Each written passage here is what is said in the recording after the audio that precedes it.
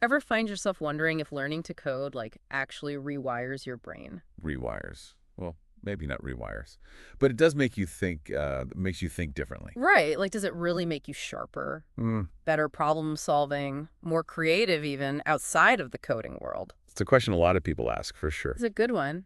And lucky for us, there's some serious research to dig into on this. Yeah, there's this really in-depth meta-analysis. Think of it like a study of studies. Whoa, meta. Exactly. Yeah. So this researcher, Ronnie Scherer, he and his team, they rounded up over 100 different studies, 105 to be exact. Okay, so we're talking a lot of data. A ton. And these studies, they looked at over 500 different ways of measuring the impact of learning to program.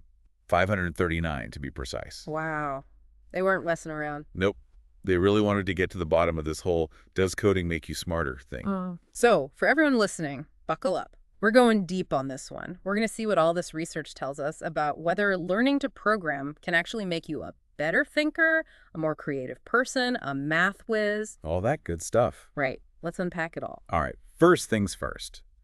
We've got to wrap our heads around this concept of transfer of skills. Transfer of skills sounds kind of technical. Well, it's basically the idea that what you learn in one area of your life can actually help you out in another completely different area. Oh, okay. So, like, I don't know, maybe learning to play a musical instrument could make you a better communicator. Yeah, that's the kind of thing researchers are looking at.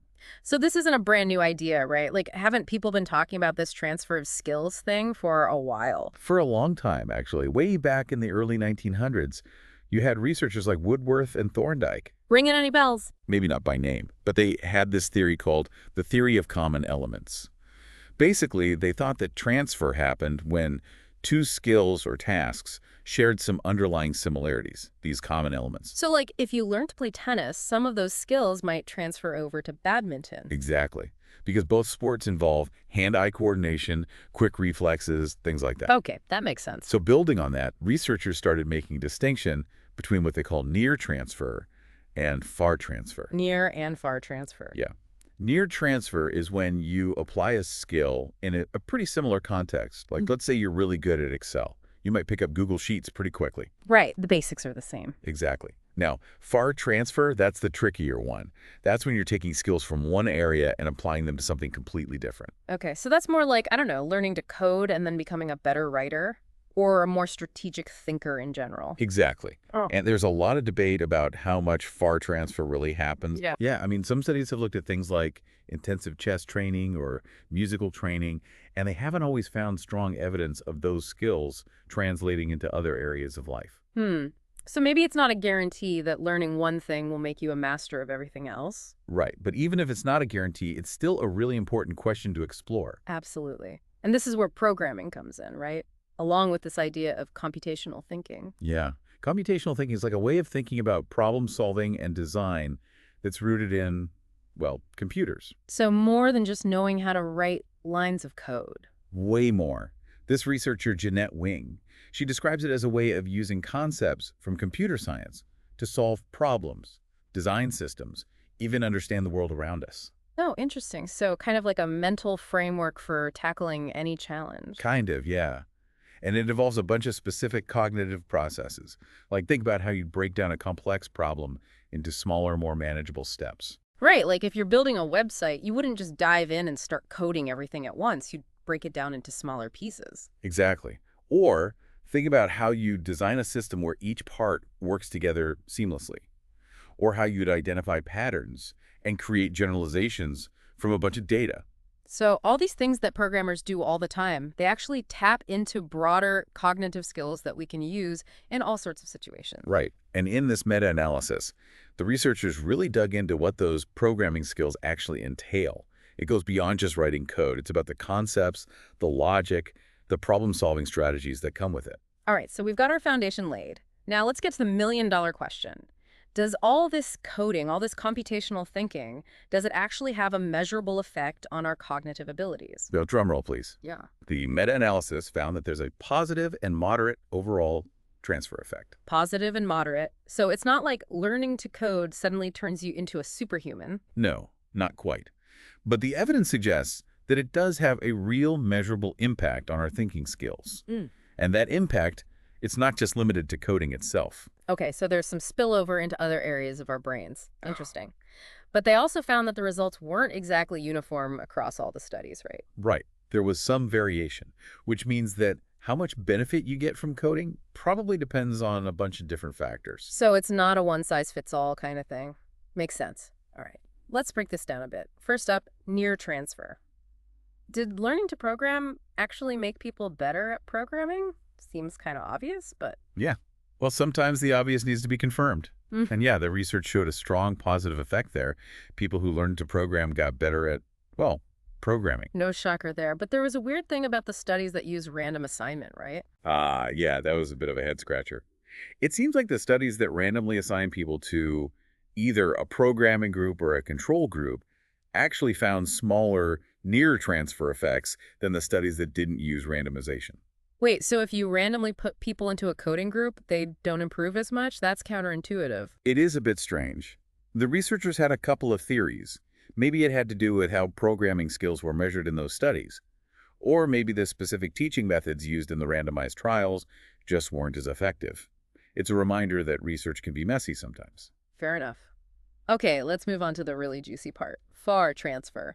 This is about whether coding can actually make you better at things that aren't coding, right? Exactly. Like, does it make you a more creative thinker, a better problem solver in general, that kind of thing. And the results were pretty promising. The meta-analysis found a moderate positive effect of programming on these other cognitive skills. So there's real evidence that coding can spill over and enhance our broader cognitive abilities. That's the takeaway. Pretty exciting. But hold on, wasn't there something important about the control groups in these studies? Yes, very important. So the FAR transfer effects, they were significantly smaller when the control groups in the studies got some kind of alternative cognitive training. So like, if the control group was doing brain training puzzles or something instead of just sitting around? Exactly. That suggests that while coding can boost your thinking skills, it's not necessarily unique in that regard. There are other ways to exercise your brain and see those benefits. Okay, so coding is one path, but not the only path. Got it. And there was also that thing about published versus unpublished studies, right? Oh yeah, the gray literature issue. Basically, the published studies, the ones that made it into official academic journals, they tended to show bigger FAR transfer effects than the unpublished research. Think dissertations, conference papers, that kind of thing. Interesting. So maybe there's a bit of a bias going on there. Like maybe the studies with the most impressive results are more likely to get published. Could be. It's something to keep in mind when we're interpreting the findings. Okay, so we've got this overall picture of moderate but positive FAR transfer effects. Now, let's zoom in and get specific. What about different types of cognitive skills? Like, did coding have a noticeable impact on, say, creative thinking? It did, actually. That's where they saw some of the biggest effects. The meta-analysis found a pretty large positive effect of programming on creative thinking skills, especially on something called originality. Originality. Yeah, basically the ability to come up with new and unique ideas. I can see how that might be connected to coding. I mean, when you're programming, you're often trying to find a creative solution to a problem, right? You're building something new, often from scratch. Exactly. The researchers actually pointed out that this effect size, the one they found for originality, it's comparable to what you see in studies that are specifically designed to boost creativity. Wow, so coding can be just as effective as those targeted creativity interventions. That's pretty cool. What about mathematical skills? I feel like there's a common assumption that people who are good at coding are also good at math. Definitely a common assumption. And the research backs it up too. The meta-analysis found a strong positive effect of programming on mathematical skills. So learning to code can actually make you better at math. Seems that way. And there are probably a few reasons for that. First off, there's a lot of overlap in the underlying skills. Both coding and math require logical thinking, problem solving, pattern recognition. Right, you got to be able to think abstractly and work with systems. Exactly. Plus, some programming languages, like Logo, they're specifically designed to teach math concepts, especially geometry. Oh, yeah, I remember playing with Logo back in elementary school. There you go. And it's also possible that people who are naturally drawn to math are also more likely to be interested in coding, so maybe they're just starting out with a bit of an advantage in both areas. Interesting. So if you're looking for ways to boost your math skills, maybe coding is a good option to explore. Definitely worth considering. All right, what about reasoning skills? Like that ability to think logically and draw valid conclusions.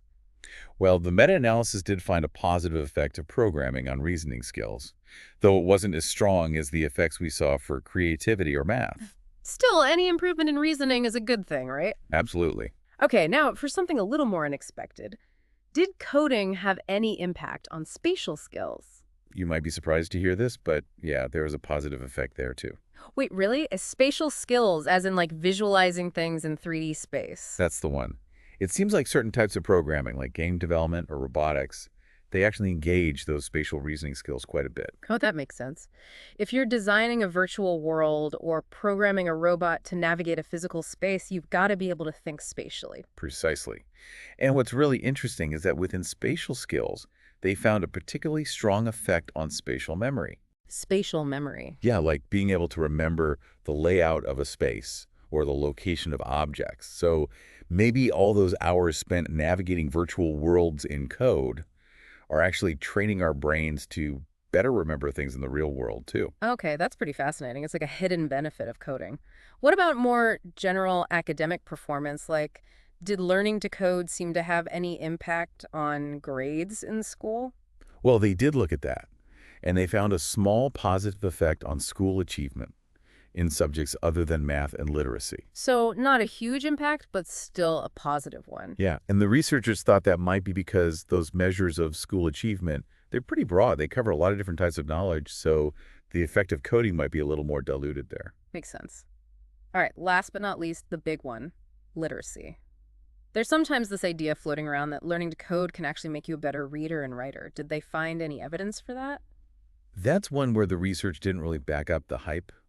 They didn't find any significant effects of programming on literacy skills. So, coding might not be the secret to becoming a literary genius. Probably not.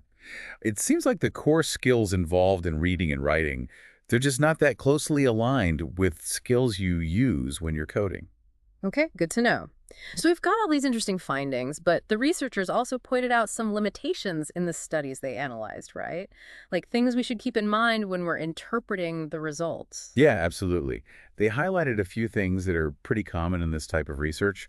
For instance, a lot of the studies didn't use baseline measures. Baseline measure. Yeah, meaning they didn't measure people's cognitive skills before they started programming training. So it's a little harder to say for sure that any improvements they saw were definitely due to the coding. Right. Maybe those people were already good at those things to begin with. Exactly. Yeah. They also found that some studies didn't report all their statistical data in a way that could be easily analyzed in a meta-analysis. And then there's the issue of sample size. Sample size. Basically, the number of people who participated in each study.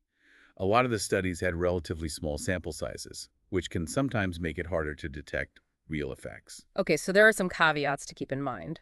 But even with those limitations, it sounds like the overall findings are still pretty solid. Yeah, I'd say so. The researchers actually pointed out that things like the specific study design or the programming language used, they didn't seem to have a huge impact on the overall transfer effects. So the results seem to hold up even when you account for those variations. Exactly. But it also means that we still have some unanswered questions about the best ways to teach programming to maximize these cognitive benefits. There's still more research to be done there. All right, so let's wrap this up and give our listeners the big picture takeaway. The main takeaway is that learning to code does seem to have cognitive benefits that go beyond just coding itself. We saw the biggest positive impacts on creative thinking, mathematical skills, and problem solving. And we also saw some positive effects on reasoning and spatial skills. Right. But it's important to remember that there's a difference between the direct benefits to programming skills themselves, what we call near transfer, and the broader impact on other cognitive abilities, which is far transfer. Yeah, the evidence for near transfer, for getting better at coding by learning to code, that's the strongest. The effects on other skills are more moderate, but still significant, especially in areas like creativity and math. So coding might not be a magic brain-boosting pill, but it does seem to be a valuable activity for improving certain thinking skills. Absolutely. And as we discussed, there are other ways to enhance those skills as well. Coding is just one path among many. Right. And the research is ongoing. There's still so much we don't know about how different skills interact and how learning experiences shape our brains. It's a fascinating area to explore. So to all our listeners out there, As you're thinking about all this, I want you to consider this. What are you really passionate about? What challenges are you facing in your own life? Yeah, great question. Because even if you never write a single line of code, understanding these connections between different skills can help you find new and creative ways to approach your goals. Totally agree. So keep exploring, keep learning, and keep pushing the boundaries of your own cognitive abilities. And hey, maybe coding will be a part of that journey. It could be. Thanks for listening. Until next time.